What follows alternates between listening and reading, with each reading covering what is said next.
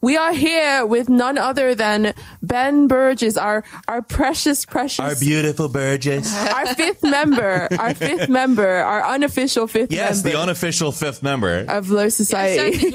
I said he's the unlockable character. Yes. When you 100% the game, you get Ben Burgis. It's been crazy for you in the last couple of weeks with the announcing of your book, Canceling Comedians, and the response to it was like, you know, mostly good, but then there were also people who were being like complete dickheads about it. Do you want to talk a little bit about that and let us know? Yeah. Spill the tea. Spill the tea. So this is kind of funny, right? So I have a book that's coming out in April called Canceling Comedians While the World Burns, a critique of the contemporary left. And the proposal for it was approved back in October. And the rough draft was finished in like March. And then the final copy edits were all signed off on in like early July. And then the cover, like the publisher sent me the cover image like a week ago.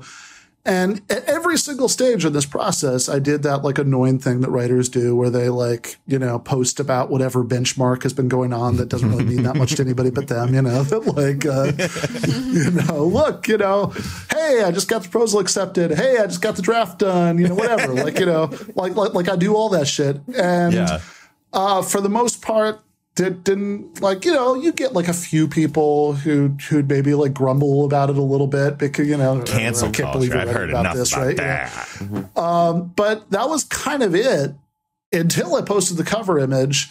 And it became obvious that a lot of people reacting to that who had not seen any of those earlier posts between October and now, because this was definitely their first whiff that this book existed. Yeah.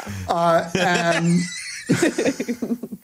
which is particularly funny because it might have been because you put a photo alongside it and they're like they're picture minded brains. They're like, it's easier for them to understand a photo. They're like, suddenly I'm going to latch on to this. I didn't care about words, but there's a photo of this thing. Yeah, I mean, there's not even a picture on the cover. It's just like a big title and then, you know.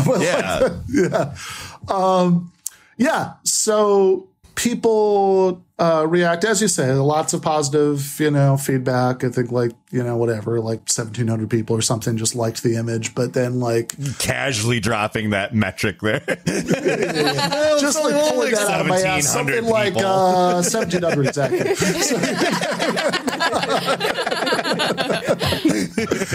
But then also there were like dozens or hundreds, you know, of people, you know, who were bashing it, right? Again, like the part that seems funniest about this is that the information that they really have about it that they're using to attack it is the title, which has been out there since October.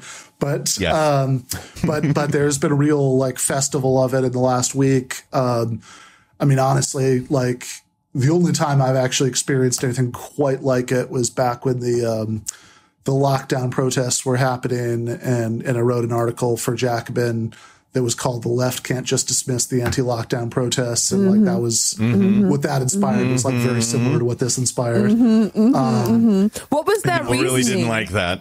What was their reasoning for being angry? I saw a lot of it.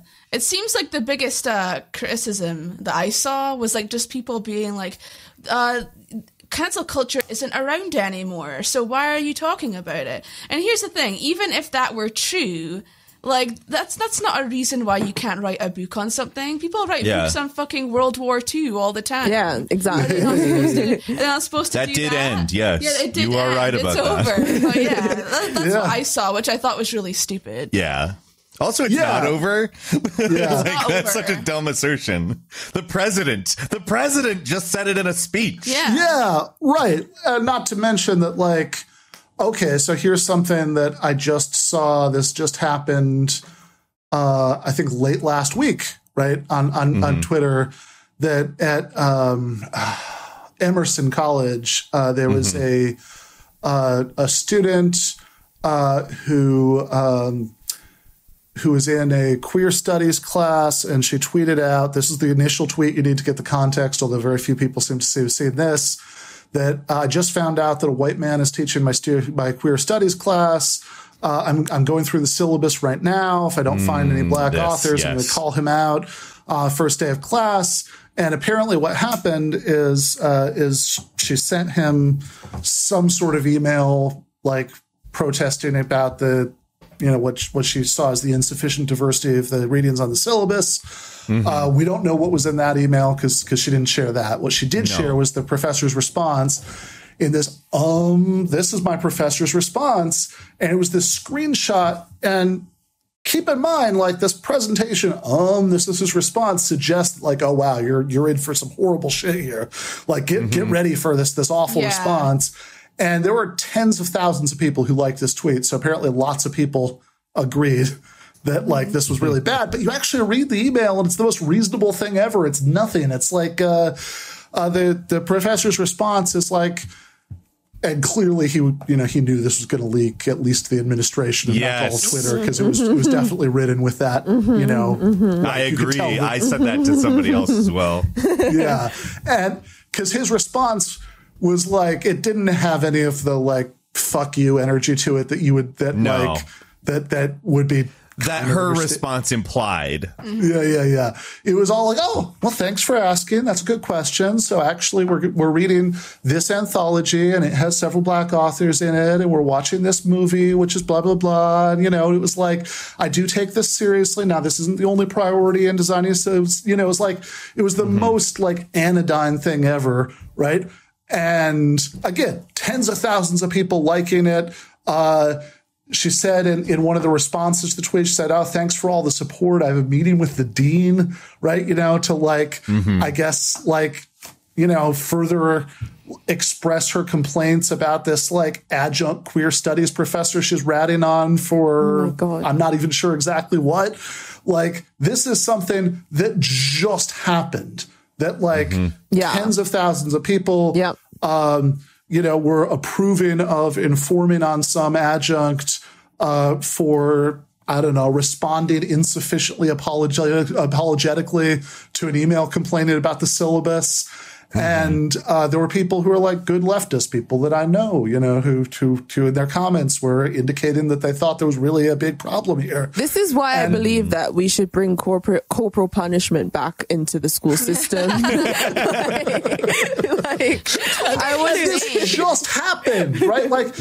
Alex Morse just lost that primary in not insignificant part because of the college Democrats, like, sure, doing this like disinformation, dirty tricks thing, but like a disinformation, dirty tricks thing that only works because of this pervasive culture of moralistic outrage. And everybody's so acclimated to, to what Peter calls in his new video, right? The, Panopticon is an app, right? This kind of like constant, like mutual surveillance and hair trigger denunciation, that happens online. And so it seems like that's something that just happened this last week. Like the election we're recording this on Saturday. The election was on Tuesday. Yeah. This wasn't World War II. This just happened. Yeah. Why do you think there's this sort of desperation and sort of clambering from the liberal left to obfuscate this specific topic? Why is there this sort of blanket denial or gaslighting in certain cases, or just this sort of wide-eyed sociopathic kind of like doubling down on a mode that clearly has pernicious effects? Yeah. So, I mean, I think it's a couple things. I mean, part of it is that powerlessness, that because we are living in a time when, the power gap between most people and the top of society is more severe than ever in some ways, right? That that like even like electorally, right? You get like so few options that might reflect what people are frustrated about. Things like unions that used to provide some kind of counter power, have like really severely declined, especially in the United States. Also, just general neoliberal like economic speed up has led to people being like really atomized and dislocated from each other. So there's all this like crazy alienation going around and sense of powerlessness. So people feel the most connected online often. They, you know, if you can at least get somebody fired, that at least feels like you have some kind of power over society. It's true. And so then when somebody comes around and says, no, don't do that, I don't like it, right? You know, then like it feels like, oh, fuck you. You're trying to like take away like the one thing I've got, you know? And I think that's even like kind of understandable to a point. And then also, especially right now, because the right wing has been getting so much mileage out of weaponizing this issue. You know, Donald Trump was talking about cancel culture at the RNC. You know, Dave Rubin and Ben Shapiro and a couple of those other people are doing some event called CancelCon. Not even just the I'm right trying to get wing, invited though. to that. I want to be part of that badly. Not even just the right wing. Not even just the right wing, though, but also general kind of apolitical people are also incredibly disenfranchised by this mode, and a lot of them sort of begin to take on the sentiments of the right wing or feel frightened away from, you know, exploring left politics because of this mode. This is sort of a thing that's become deeply associated with the left and like the mode of operation of the left.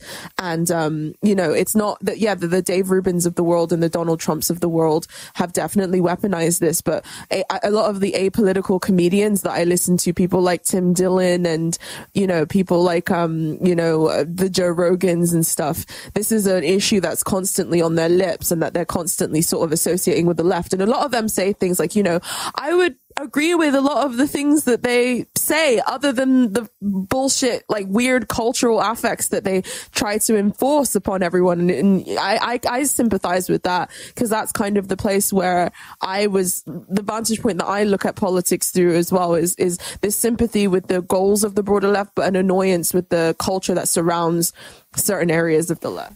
They talk about it a lot because they have like friends that are directly like in the limelight of that conversation, like very vocally at the moment. Because people are canceling comedians while the world burns. Literally. Well, I mean, so He said the name. I did it. they are. That Leonardo DiCaprio meme where he's but no, I mean that's exactly the thing, right? That the reason that the Trumps and the Dave Rubins of the world can get so much mileage out of this is because so many people, you know, just like regular apolitical people, are so annoyed by all of it.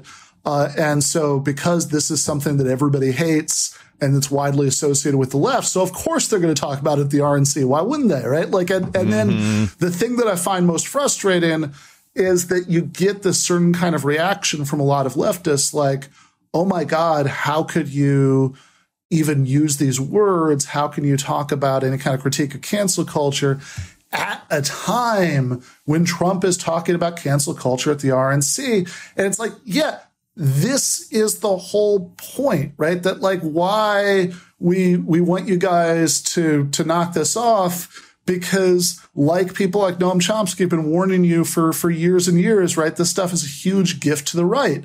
Like that they have the fact that the right wing gets off all this mileage out of it, right? You know, by associating with the left is exactly why it's important for the left to have, you know, a better take on it, right? And I think it is, you know, like, because we don't want to cede the issue to them, right? So the point that I have an article that came out in Jacobin yesterday called So You're Still Being Publicly Shamed, which is like a 5 years later kind of retrospective on John Ronson's book, So You're Being Publicly Shamed.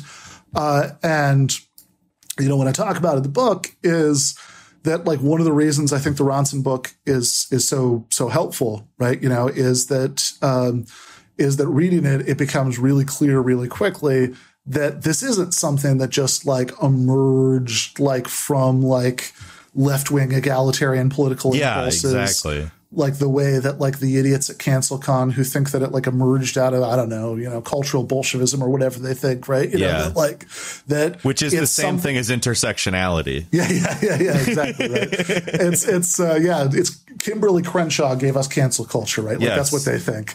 Kimberly Crenshaw, known cultural Bolshevik. Yeah. But like, it's like, no, this is a disease of neoliberalism. It's something that, and of course, because it's something that does have these larger sources, you know, that it comes out of the way that these intentionally addictive social media platforms reward our worst impulses. It comes out of social atomization. You know, it comes out of like general precariousness, you know, at will employment. Like, so of course, this stuff infects the entire political spectrum, which you should expect it to. It'd be weird if it didn't, right? So yeah, there are all these examples where people, where the cancel mob thinks that it has some sort of progressive motivation. Yeah. That happens all the time. But there are also things like, the example from Peter's video, the barista who right-wing Twitter was getting fired for saying fuck Trump, or there are examples like one of the main ones in the John Ronson book, which is about Lindsay Stone, who in 2012, you know, she and her friend Jamie were working for a company that worked with adults with learning disabilities, and they're apparently very good at their jobs, right? I mean, like, all the clients, their parents really loved them. They made them, you know, they like took the clients bowling and got the company to buy a karaoke system. They were a big hit. But on their off hours, you know, they would like fuck around and like take pictures of each other doing jokey things like smoking in front of non-smoking signs. And, you know, like a human being you might actually like to hang out with would. And What? You mean people do fun things? And so they were on this organization had like a field trip to DC. And so on their off hours, they were at Arlington National Cemetery. So they took one of these pictures. Jamie took of Lindsay standing in front of a sign that said silence and respect, like pretending like she was shouting. And I remember the picture actually pretty well. You know, and then like, you know, God knows, like, you know, like 200 people or whatever she was friends with on Facebook were the only people who were supposed to see it, but it got out, you know, and then within a few weeks, like, people who were, this wasn't the left canceling Lindsay Stone. These were like ultra patriotic conservatives, who were posting stuff about how she's like a dumb fat feminist who should rot in hell and, you know, be expelled from the country. And there was like a Fire Lindsay Stone Facebook page with 19,000 likes. And then like the day after it was created, the day after it got out, right, to the public, she was fired. And it's the best thing about that is if you go back and look at the messages from people who were yelling at Lindsay Stone on social media in 2012, it's exactly the same stuff you see 20 times a week now, right down to the no one is really canceled part, you know, with people saying like, oh, don't try to make her into a martyr. Within 6 months, nobody's even going to remember this. She'll be fine. Right. You know, that yeah, sociopathic, like kind of like. Do you remember the Justine Sacco? I was going to bring that up. Yeah, has Justine landed? Yeah, one of the other main examples from Ronson's book. Justine Sacco, who was on her way to a flight to Cape Town, you know, South Africa for the U.S. She tweeted this joke about like, oh, I'm going to Africa, you know, I'm not going to get AIDS though, because I'm white, which is like a dumb, awkwardly worded joke that like she thought of as making fun of racism. She actually comes from a family of like her family supported the ANC during apartheid, right? She comes from that background. So she thought of it as like doing this sort of South Parky kind of edgy, but like making sarcasm, fun of racism. Like, yeah. Exactly. I can't get that because I'm white. If you say it in a certain tone, it's obvious that you're sarcastic. Yeah, but of course tone gets lost online. And she tweeted this out to her 170 Twitter followers, but it was so viral that like while she was still in the air, it was the #1 trending topic on Twitter. And everybody, you know, interpreted it as racist, and she was fired. And this is one of my favorite, like these examples like are so good because we constantly hear this thing now that like I think you could just do a Twitter search for some of these phrases and find like 200 people a week say these things. That, I did. You watched my video. Cancel culture is just a complaint of rich and powerful celebrities who don't like being criticized, right? This is the narrative we constantly hear from progressives. But like, hey, Lindsay Stone wasn't rich and powerful, right? The only reason anybody knows who her name is, is because she was canceled. Justine Sacco wasn't rich and powerful. She had like a good, like upper middle class PR job at that point in her life. She obviously lost it right away when this happened. But, and there were rumors going on at the time that like she was like a South African, like diamond mine heiress. Oh but actually her, she was raised by a single mother who worked as a flight attendant. Yeah. Like that's like these people aren't powerful in any way. They're not celebrities. We only know who they are because this happened to them. And we only know, like, mostly we remember that it happened to them because it's in John Ronson's book, because they, like, whoever that barista was, who was fired for saying fuck Trump, it's like, I don't know her name, like, I don't, I'm sure most people don't. I'm sure most people don't know the names of most of these people, but it's this constant catch-22 because if you do know somebody's name, then, they're a powerful celebrity who will be fine, and they're just whining. And why are you? And also, they benefited from this for sure. Yeah, of course, right? Why are you whining about this powerful celebrity who's just fine? But of course, if you don't know their name, then they're not going to be brought up as an example. It's like all this thing with the Harper's letter, which, like, look, I think the whole exercise was like a little silly in that, like, just doing a letter to be like, hey, open letter, here's a social problem, we're against it existing. Right? Like, it's basically a change.org petition was what we call it. It's a change.org position to get, like, general cultural trends to not exist, which is, okay, whatever. I mean, basically what happens on change.org all the time, but. Fair enough, right? But of course, the difference between it and every change.org petition you've never heard of is that it was signed by a bunch of famous people, because if you're actually doing, like, a professional attempt to put out an open letter to call attention to something, that's what you do. Exactly. You get a bunch of names you think people will recognize to sign the letter to call attention to it.